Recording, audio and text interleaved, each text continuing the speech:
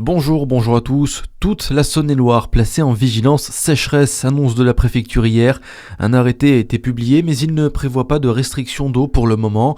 Le préfet rappelle que l'économie d'eau doit être le souci quotidien pour l'ensemble des usagers du département et que chacun doit mettre en œuvre tout au long de l'année des mesures d'économie, par exemple limiter l'arrosage des pelouses, le lavage des voitures et le remplissage de sa piscine en été. En avril, la pluviométrie a été anormale, conjuguée à des chaleurs exceptionnelles. Les douanes ont mis la main sur un trafic de tabac de contrebande. Le mois dernier, un homme est contrôlé par la brigade de surveillance intérieure de Dijon. Il revenait du Luxembourg avec près de 27 kilos de tabac fumé.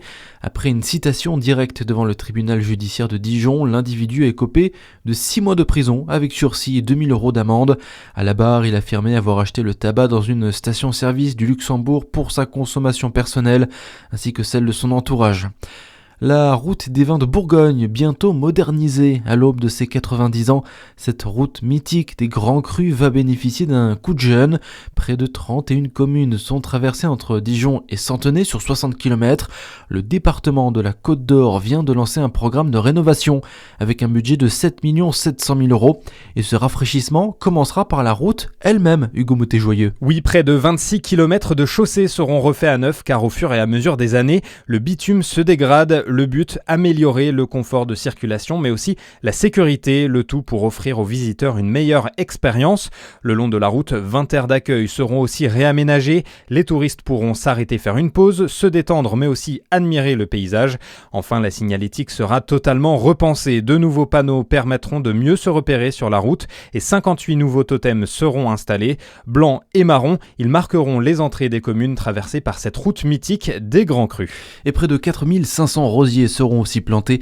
La route des Grands Crus de Bourgogne est considérée comme la première route œnotouristique de France créée en 1997.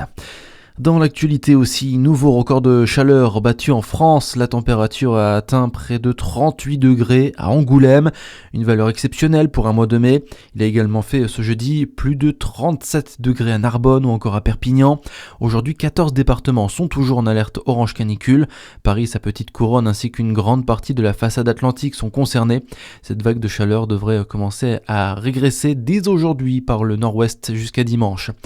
Le gouvernement gèle près de 4 milliards d'euros de crédit et annule 850 millions d'euros de budget de l'État pour compenser les coûts liés à la guerre au Moyen-Orient.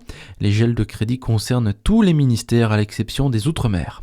Et puis Dijon, faites le tour. Dimanche, rendez-vous aux allées du parc pour célébrer le passage du Tour de France Femmes dans la ville. Une journée festive et conviviale placée sous le signe du sport, du partage et de la découverte.